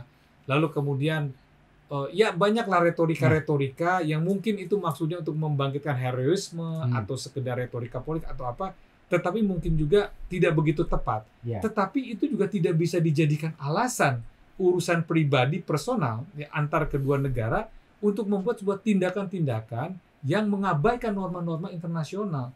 Memasuki wilayah negara lain dengan angkatan bersenjata ini kan, di dunia yang modern seperti ini kan nggak masuk akal. Kok ada satu negara yang pemimpinnya itu melakukan cara-cara militer, menembakkan 160 misail ke lokasi-lokasi yang jauh daripada retorika yang dia bangunnya. Ini menurut saya tidak bisa dibiarkan. Harus stand up, minimal speak up. Dia harus bicara. Harus bicara. Kita ini negara yang netral. Indonesia ini negara yang diperhitungkan oleh kedua negara ini. Indonesia ini sahabat daripada keduanya. Posisi kita netral itu kalau kita sudah tahu ada satu kebaikan di kiri, ya berada dalam kebenaran yang di kiri. Kalau kita tahu kebenaran itu ada di kanan, ya beradalah di kanan karena kebenaran ada di kanan. Netral itu bukan berarti tahu kebenaran di kiri dan tahu kebenaran di kanan, kita di tengah-tengah, kita yang ditabrak oleh kebenaran itu. Gamang. Dan Indonesia tidak punya hutang apapun kepada Rusia maupun Ukraina. Nggak ada hutang apapun. Apa urusannya kita dengan kedua bangsa ini? Dua bangsa ini baru kita kenal setelah mereka merdeka kok. Kalau kita bicara sejarah masa lalu Uni Soviet, kedua negara ini adalah pendiri Uni Soviet. Ukraina, Belarusia, dan Rusia membuat sebuah deklarasi pasca revolusi Bolshevik membentuk Uni Soviet. Dan ketiga negara itu tersebut yang setelah Glasnost Perestroika akhir tahun 1990 di era Gorbachev, Presiden Yeltsin itu menandatangani pembubaran bersama utusan dari Ukraina, Kravchuk presiden pertamanya Ukraina. Itulah fakta sejarah. Jadi kedua negara ini sejajar. Sebenarnya sama ya. Iya. Kedua-duanya punya hak merdeka. Kedua-duanya punya hak menentukan mau kemana masa depan bangsanya. Kalau ada persengketaan, bicarakanlah dengan cara-cara damai. Kalau tidak suka dengan pemimpinnya, ya nggak usah berperang dengan negaranya. Ya anggap itu menghina lah, sebuah penghinaan ya. Bawa ke mahkamah internasional atau bawa ke forum-forum lain. Jangan mengirim rudal 160 senjata, mengirim 120.000 tentara, mengirim ratusan tank, menghantam masyarakat sipil dan fasilitas sipil. Ini di mana akal sehatnya? Kalau negara seperti kita, ya, negara yang netral, negara yang punya amanat konstitusi, diam saja, berarti kita membenarkan tindakan yang keliru seperti itu. Profesor Yudi, menurut analisis Anda, apakah perang ini akan berkepanjangan, Prof? Sampai kemudian sejumlah kalangan mengkhawatirkan akan menjadi perang dunia ketiga. Sampai ke sana nggak? Saya sebenarnya ya kita semua tentu berdoa ya. Dalam doa-doa kita yang tulus, kita tidak menginginkan perang ini berlarut-larut. Harus segera selesai. Kalau kita saksikan TV ya, dan kalau mau lebih lengkap lihat BBC News 24 jam, Al Jazeera 24 jam, terus kemudian CNN yang internasional 24 jam, kita lihat apa kita tega melihat ibu-ibu dan anak-anak semuanya berada di bunker-bunker stasiun kereta api bawah tanah. Apa kita tega melihat ratusan ribu orang berjalan ke perbatasan untuk menyelamatkan diri? Apa kita tega melihat orang tua yang usianya sudah lanjut memanggul senjata untuk mempertahankan rumah dan bangsanya? Ini kan tragedi kemanusiaan, ya. Kita tega melihat antrian bensin yang pompa bensinnya mulai ditembaki, sudah meledak. Ini tragedi kemanusiaan. Dan kalau ini berlarut-larut, ada krisis kemanusiaan. Dan kita tidak menginginkan perang ini berlarut-larut, dan kita harus berupaya menghentikannya. Kalau semua negara berperan, misalnya kemarin saya lihat ya di CNN, Kenya saja, negara kecil di Afrika, tidak ada hubungan yang besar seperti Indonesia, punya hubungan dagang, punya hubungan sejarah. Dia berani menyatakan sikap bahwa invasi itu melanggar hukum-hukum internasional dan harus dihentikan. Nah, kalau negara seperti Kenya saja di Afrika berani mengatakan itu, dan semua negara-negara melakukan hal yang sama, saya rasa Putin, kalau bukan Putinnya, masyarakat Rusia ini kan banyak yang normal, ya, banyak yang baiknya juga, banyak yang memiliki rasa kemanusiaan. Karena seperti yang Pak Feby katakan tadi, sesungguhnya dari sisi sejarah mereka ini punya hubungan persaudaraan, gitu. Pasti kita lihat di Saint Petersburg pagi ini, saya lihat TV ya. Kita lihat di Moskow-nya sendiri, rakyat Rusianya sendiri sudah protes. Mulai protes ya terkait anti dengan damai. Kita lihat di berbagai macam negara juga melakukan hal yang sama untuk menghentikan perang. Mudah-mudahan perang ini tidak berlarut-larut, tapi satu hal Pak Feby, kita tidak bisa berpikir dengan nalar yang sama dengan Vladimir Putin. Kita tidak tahu apakah betul ancaman dia untuk menggunakan nuklir itu akan dilakukan. Wah, ini bahaya untuk dunia, karena dia sudah mengancam begitu. Kalau ada negara lain yang membantu, dia akan gunakan nuklir. Dan itu tentu sangat menyedihkan lah kalau ini saja sudah menyedihkan, apalagi kalau terjadi lebih larut lagi. Profesor Yudi, kenapa ya sebenarnya orang-orang di Ukraina itu lebih suka condong ke masyarakat ekonomi Eropa ya, ketimbang ke Rusia? Kalau dilihat dari situasi pilihan, mungkin Profesor Yudi yang lama bertugas di sana bisa memberikan analisa atau memberikan jawaban kenapa orang Ukraina lebih suka ke dalam Eropa. Perspektif sejarah, bangsa Ukraina ini lebih ada bangsa Ukraina. Kievan Rus yang namanya Kievan Rus dulu itu mencakup wilayah Ukraina dan juga wilayah Rusia dulunya. Namun Ukraina ini juga memiliki suku bangsa yang sudah mandiri dari zaman dulunya, yang berasal dari Slavik, yang juga berasal dari wilayah-wilayah Eropa Barat. Jadi mereka ini darahnya itu memang sebenarnya darah Eropa Barat, bukan Eropa yang ke timur, dan posisi geostrategisnya, geografisnya itu memang di wilayah Eropa yang nempel dengan wilayah baratnya Eropa. Rusia itu kan sangat luas, Pak. Terbentang luas sekali, sampai ke Moskow itu kan masih ribuan kilometer, sangat jauh dari situ. Nah, jadi dari sisi geografisnya dan sisi historisnya mereka itu lebih ke Eropa Barat dibandingkan dengan ke Rusianya, itu satu. Lalu kemudian mereka ini kerajaan-kerajaan yang ada di Ukraina tempo dulu ini sudah capek dijajah oleh rezim tsarnya Rusia sebelum menjadi Uni Soviet yang ditumbangkan oleh revolusi Bolshevik. ya. Mereka ini sudah capek. Jadi pada saat Tsar terakhir ya dari kerajaan Rusia, dinasti Romanov jatuh, Ukraina adalah negara pertama yang memerdekakan diri. Ya. 1917 dia deklarasi Pak di bulan Januari atau Februari itu deklarasi menjadi negara Republik Ukraina merdeka. Ya. Tapi tidak lama terjadi revolusi Bolshevik dipaksa oleh Rusia yang baru, ya, oleh kekuatan-kekuatan revolusi Bolshevik Rusia ini bersama Belarusia untuk menjadi penggagas bergabungnya Uni Soviet. Uni Soviet, semua negara digabungkan untuk membangun sebuah negara demokratik yang baru, yang sosialis. Nah, karena Ukraina atau negara-negara yang belum punya pengalaman bagaimana mengelola negara dan pemerintahan, ditawarkan konsep-konsep sosialisme, ya ada konsep-konsepnya siapa waktu itu Hegel lah, ada konsep-konsepnya Karl Marx lah, ada konsep-konsepnya Lenin. Itu kan membuat sebuah harapan, bergabunglah dia dalam revolusi Bolshevik. Tapi ketika dia bergabung dalam Uni Soviet, ya, dia ini menjadi sapi perah. Ya, wilayah ini anggap saja misalnya Ukraina ini kalau di Indonesia ada 34 provinsi, salah satu provinsinya lah. Lalu provinsi ini merasa tidak puas karena kita ini kok hasil alamnya diambilin, gandumnya diambilin, ya tambangnya diambil, orang-orangnya dipekerjakan, dieksploitasi segala macam. Loh, tapi kita tidak diberi peran. Mereka kan gundah, Pak. Di situ mereka dieksploitasi kekayaan pangannya antara tahun 1941 sampai 1945 dalam sebuah peristiwa yang disebut dengan peristiwa Holodomor. Itu sangat terkenal sekali.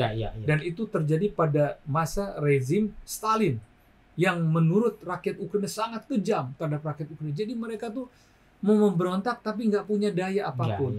Nah, ketika Stalin itu jatuh, diganti oleh Khrushchev. Kebetulan Nikita Khrushchev berasal dari Ukraina. Berasal dari Ukraina. Dia memberikan perhatian yang lebih besar pada Ukraina. Mulailah dibangun segala macam. Tetapi ketika kembali lagi ke Brezhnev, ya diopres lagi hingga terus-terusan. Sehingga keinginan mereka untuk menjadi negara yang merdeka itu sudah ada dari 100 tahun yang lalu. Sehingga pada saat ada kesempatan untuk memerdekakan diri bersama negara-negara lainnya, mereka lebih ingin merdeka menentukan nasibnya sendiri. Jadi wajar saja pada saat jajak pendapat untuk membangun negaranya, melihat sebuah prospek ekonomi kehidupan pada masa yang akan datang, mereka sudah tahu di zaman Soviet bagaimana, di zaman Bolshevik bagaimana, di zaman kekaisaran Rusia bagaimana, sehingga kita sudah tahu kita menderita, kata rakyat Ukraina. Karenanya kita ingin sebuah harapan baru. Kita lihat negara-negara tetangga kita. Kita lihat negara-negara yang bergabung dengan Eropa. Kita lihat negara yang bersebelahan dengan kita, Polandia. Mereka begitu maju. Ya gabung ke sana dong, Pak.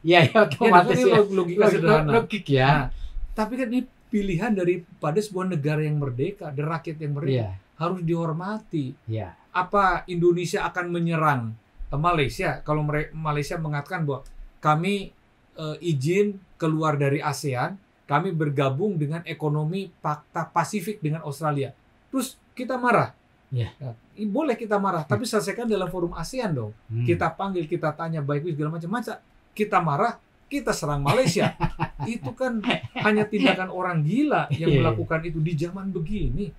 Zaman yang mengedepankan hak asasi manusia, nilai-nilai universalisme. Kok ada pemimpin negara yang memerintahkan pasukannya melakukan invasi pada negara lain? Dan yang lebih ngawur lagi kalau ada negara yang membiarkan. Itu menurut saya sama cara berpikirnya. Jadi kita mudah-mudahan tidak menjadi negara yang seperti itu. Prof, tadi dikatakan bahwa Profesor mengenal Presiden Volodymyr Zelensky yang masih muda, termasuk presiden sebelumnya adalah Petro Poroshenko.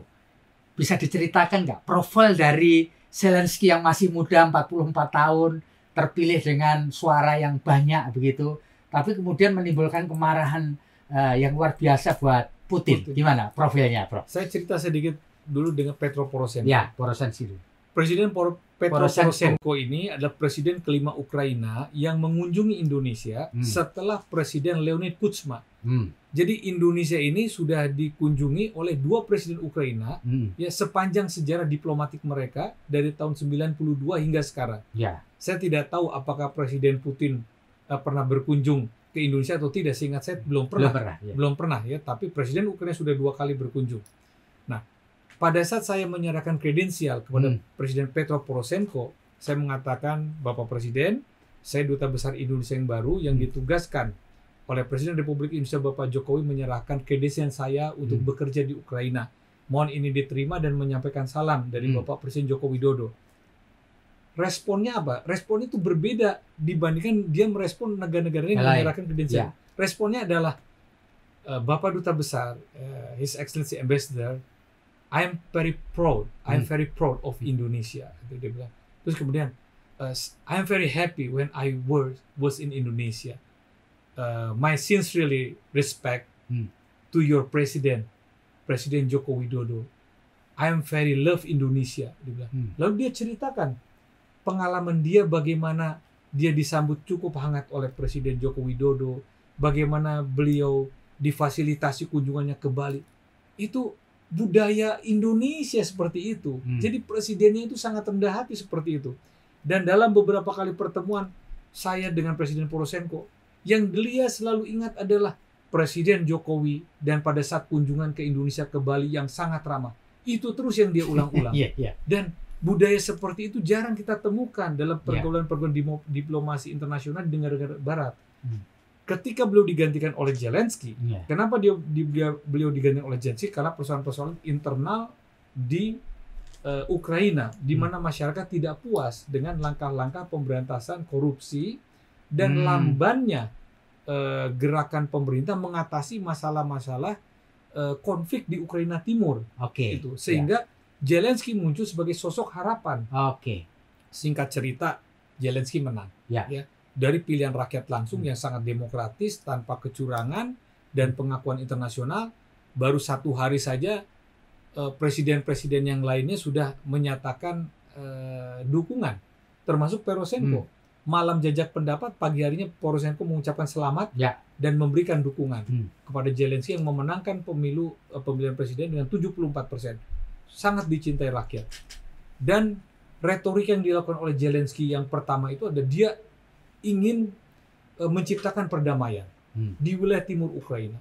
Dan dia berkomitmen akan mengembalikan Crimea ke pangkuan Ibu Pertiwi Ukraina. Mungkin retorika itu juga tidak disukai oleh Putin yang punya visi besar tentang kembalinya kekaisaran Rusia lama atau apalah, saya juga tidak mengerti ya. Itu mungkin retorika itu tidak disukai. Lalu Putin membuat alasan bahwa Zelensky adalah sosok yang berada di balik pembantaian orang-orang Rusia di Ukraina Timur. Itu ngawur itu. Tidak ada orang Rusia yang dibantai di sana. Karena setiap bulan itu seluruh kedutaan-kedutaan besar diundang oleh Kementerian Luar Negeri Ukraina untuk mengupdate, dan ada humanitarian mission, ada juga refugees mission dari United Nations yang ada di sana. Semua duta besar juga secara terbuka bisa melihat wilayah perbatasan, bisa melihat di kontak line-nya, kontak line antara pihak-pihak pemberontak dengan garis demarkasi batas Ukraina. Jadi tidak ada. Kalau pertempuran memang ada. Tindakan tegas dari pemerintah terhadap pemberontak yang meletuskan senjata pasti ada. Di Indonesia saja gerakan Aceh Merdeka, Papua Merdeka, kan kita menyaksikan bagaimana pemerintah kita sangat tegas. Malah saya melihat pemerintah Ukraina ini tidak begitu tegas berada di dalam batas wilayahnya. Kalau itu di wilayah Indonesia, saya yakin TNI akan sangat tegas untuk itu. Kenapa demikian? Karena Ukraina tidak ingin melanggar hak asasi manusia. Dia diawasi oleh hampir seluruh negara Eropa. Ada forum OSCE, Organization for Security and Cooperation of Europe. Dia diawasi oleh Amerika Serikat. Dia akan diembargo kalau dia melanggar hak asasi manusia. Takut Ukraina. Dan ada ratusan LSM internasional yang bekerja untuk manusia di wilayah-wilayah konflik tersebut. Bagaimana mungkin dia melakukan tindakan-tindakan kekerasan yang dituduhkan oleh retorikanya Putin? Jadi itu tidak masuk akal.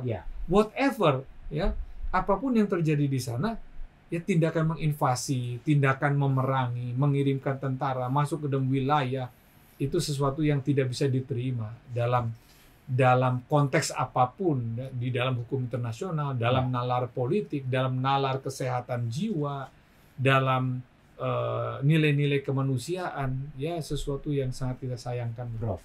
Apakah benar sepanjang Prof ketahui, sepanjang di Ukraina itu ada kelompok yang disebut sebagai neonazi yang selama ini digembar-gemborkan oleh Rusia? Baru Ya. saya dengar ini. Yang Baru saya hidup dengar. di Iya. Ukraina katanya. Itu baru saya dengar. Ya. Di propaganda yang saya terima pagi ini di salah satu grup WhatsApp yang dikirimkan oleh seseorang, tentunya di salah satu grup WhatsApp dan beberapa grup WhatsApp ada penjelasan atau alasan Presiden Rusia Vladimir Putin mengenai serangan dia ke Ukraina, lalu diterjemahkan ke dalam bahasa Indonesia. Itu ngawur, yang menyebutkan neonazi itu. Baru saya dengar itu. Dan saya harap kepada masyarakat kita yang menerima ini, saya ingin mengatakan itu hoax. Itu hoax, ada. Nggak pernah. Kalau ada neonazi di sana, tentu ada rasis, ada SARA. Ya, rasis. Kita aja orang Indonesia yang sangat jauh, yang ribuan kilometer jauhnya dari Ukraina, tidak pernah ada yang diganggu, Pak. Masuk ke toko-toko, masuk ke tempat ibadah. Normal aja ya. Saya membawa delegasi puluhan, bahkan lebih dari 100 delegasi, 360 anggota DPR yang berkunjung ke Ukraina. Itu kan tidak hanya melakukan pertemuan bilateral, mereka juga melakukan kunjungan-kunjungan ke berbagai macam tempat di Ukraina. Mereka juga melihat tempat-tempat umum dan kehidupan sosial. Tanyakan saja kepada mereka, pernah nggak ada satu yang dilecehkan? Jangankan dilecehkan, pernah nggak ada satu yang dicopet misalnya? Ini negara damai, negara yang sangat damai. Gitu. Jadi kalau ada yang mengatakan bahwa ada neonazi dan sebagainya, itu hoax lah, pasti hoax. Prof, ada satu negara bagian semacam negara bagian otonom di Rusia namanya Chechnya. Yang sebagian besar penduduknya adalah Muslim. Crimea, Pak. Crimea. Ada Chechnya. Di Rusia. Di Rusia. Di Rusia ada Chechnya. Yang mendadak sontak kemudian menggelar sebuah upacara pasukan, kemudian memberikan support atau dukungan penuh kepada Rusia, dalam konteks ini kepada Presiden Putin untuk menyerang Ukraina. Ini menurut Profesor, kenapa tiba-tiba Chechnya ini muncul sebagai sebuah republik otonom di Rusia yang bersikap seperti itu? Ya karena saya belum mengkonfirmasi ini ya. Saya khawatir apakah di Chechnya itu mendukung Rusia atau Ukraina.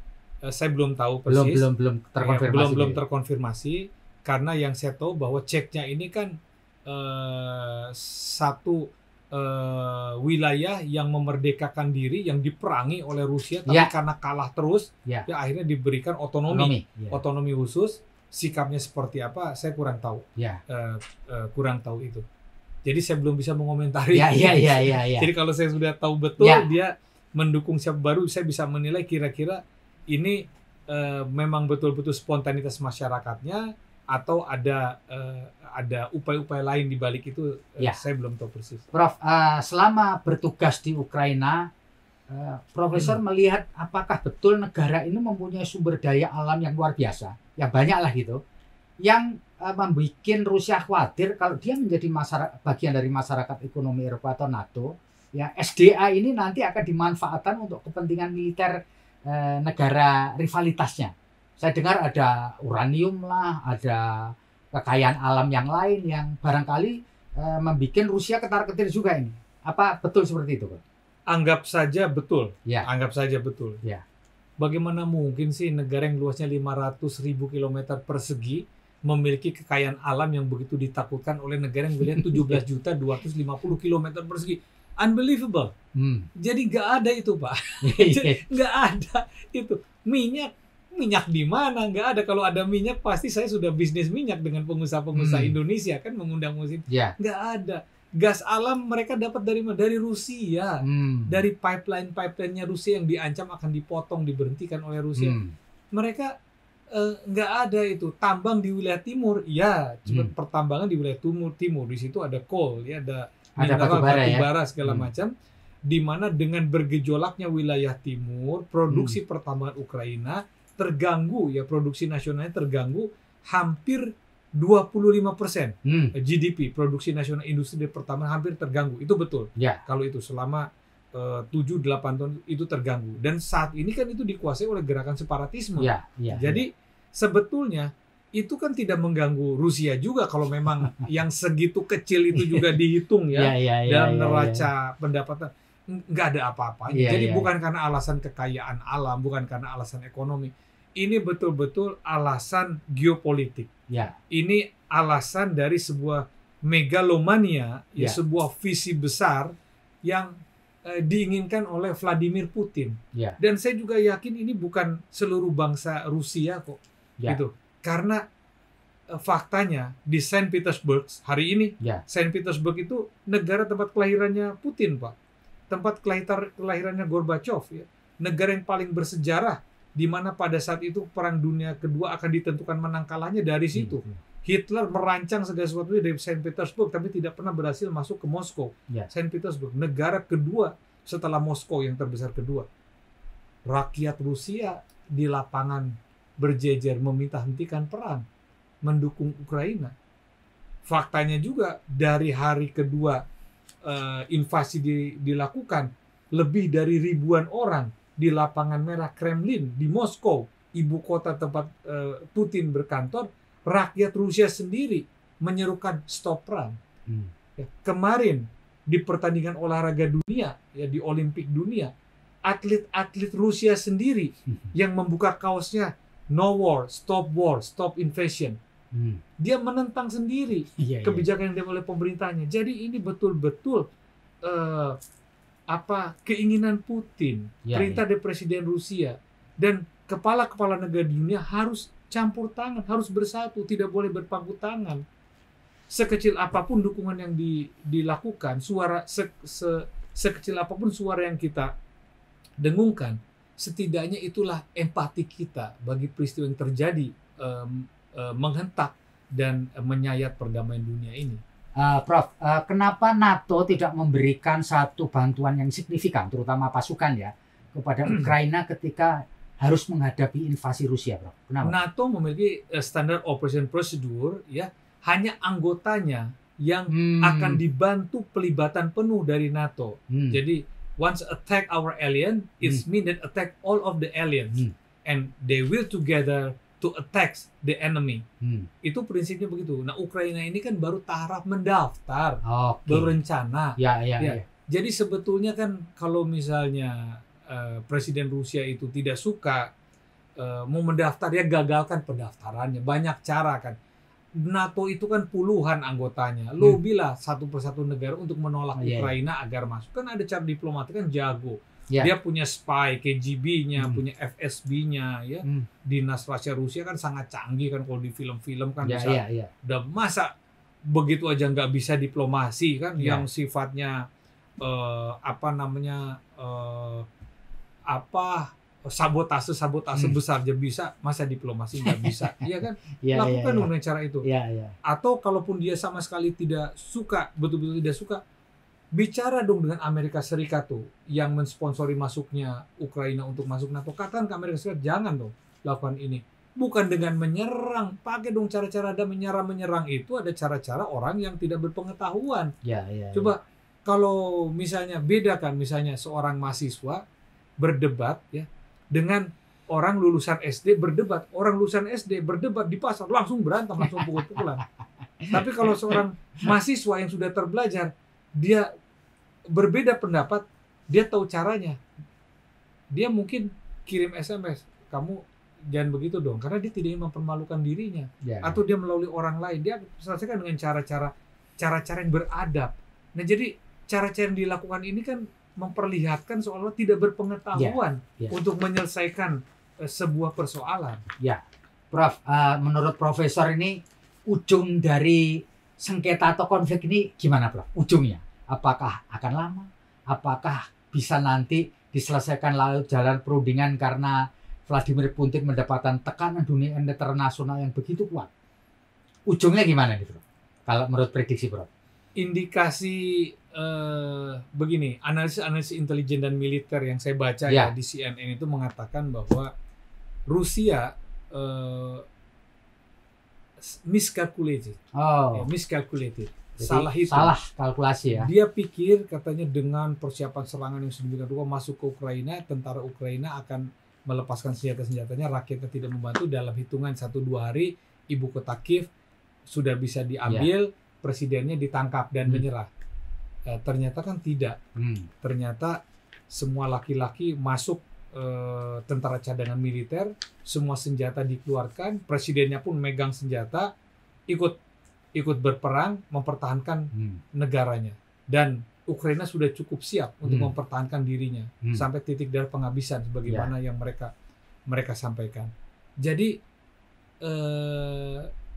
Presiden Rusia memberikan sinyal, mari kita bicara di Belarus, kan tidak mau Ukraina, itu bukan negara netral yang tadi saya sampaikan. Nah, kan negara-negara lain punya peluang untuk menawarkan diri. Mana negara yang menurut Anda netral? Salah satunya Indonesia. Ukraina itu berkali-kali ya mengirim surat kepada Presiden Joko Widodo untuk ingin lebih dekat, mengundang Presiden Joko Widodo, menyampaikan keinginannya untuk berkunjung. Bahkan Menteri Luar Negerinya sudah bertelepon. Ya, pada masa saya menjadi duta besar, saya memfasilitasi pembicaraan per telepon Menteri Luar Negeri Ukraina dengan Menteri Luar Negeri Indonesia, dan sangat akrab.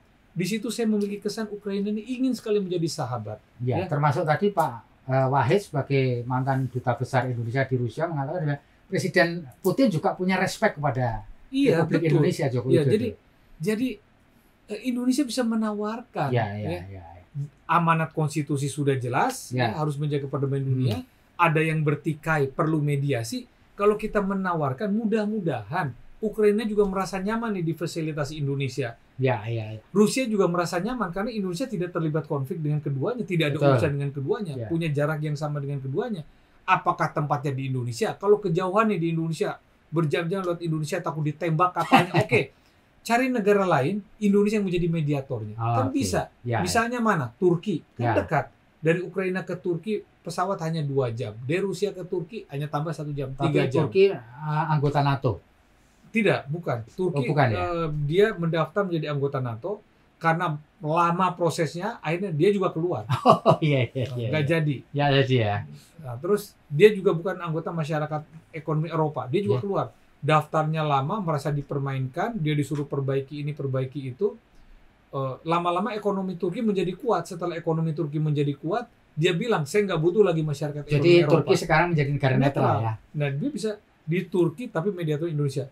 Atau mungkin misalnya, takut nih Turki terlalu dekat, misalnya dianggap terlalu dekat dengan Rusia, tanya aja pada Ukraina, negara mana yang Anda comfortable untuk melakukan itu, negaranya di mana, yang tidak jauh dari Ukraina, tidak jauh dari Rusia, lalu Indonesia lah mediatornya, kan bisa.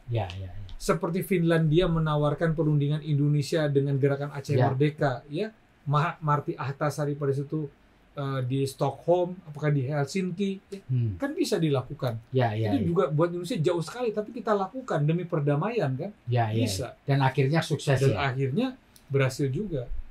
Saya sih punya optimisme saya punya optimisme dengan doa kita semua, dengan upaya kita semua. Ini bisa dihentikan. Asal semuanya peduli, tapi kalau semuanya membiarkan akhirnya adik kuasa yang akan dengan caranya menyelesaikan persoalan itu. Adik kuasa itu siapa? Ya Rusia. Kalau dia sudah adik kuasa plus dikdaya, plus arogan, plus masa bodoh, plus unhumanitarian, nuklirnya kan akan meluncur. Waduh, ini udah kacau. Belum nuklirnya belum meluncur saja, misalnya sudah menembak kapal dagang Jepang. Marah kan Jepang? Kapal dagangnya ditembak, nggak ada urusannya. Sedang bawa dagangan ke wilayah Odessa. Odessanya ditutup, pelabuhan utama untuk pergerakan barang dan jasa dunia yang masuk lewat Laut Hitam, dia tutup. Indonesia 90% itu dari Odessa, lewat port Odessa. Berarti siap-siap saja 90% pendapatan Indonesia dari wilayah Eropa dan Ukraina ini akan berhenti. Apa tidak merugikan? Ini baru satu negara loh. Belum negara-negara lainnya. Ini kan interkoneksi. Satu negara dengan negara lain ini sangat saling berpengaruh dan saling terhubung. Jadi seperti kabel menghubungkan semua jaringan, satu Satu terputus putus, di sini, yang putus lain semua. bisa akan putus, satu terganggu, yang lain akan terganggu. Iya. Iya, iya. Ini Baik. ujian lah, ini Ya. ujian. Makanya dalam tulisan saya katakan bahwa invasi Rusia ke Ukraina ada ujian diplomasi Indonesia. Baik. Tribuners, demikian ngobrol kita dengan Profesor Yudi Krisnandi, Duta Besar Republik Indonesia untuk Ukraina tahun 2017 sampai 2021. Luar biasa pandangan beliau mengenai bagaimana konflik di wilayah itu akan sangat mengganggu dunia internasional, dan Indonesia punya peluang sebagai negara untuk menjembatani dua negara, Ukraina dan Rusia, untuk menyelesaikan persoalan mereka secara lebih beradab, tidak menggunakan senjata dan kekuatan. Demikian, terima kasih Prof atas pandangannya, dan moga-moga konflik ini akan segera berakhir. Saya Feby Mahendra pamit undur diri. Assalamualaikum warahmatullahi wabarakatuh. Salam damai sejahtera buat kita semua. Om Santi Santi Om, Namo Buddhaya, salam kebajikan, dan tentu saja salam sehat buat kita semua.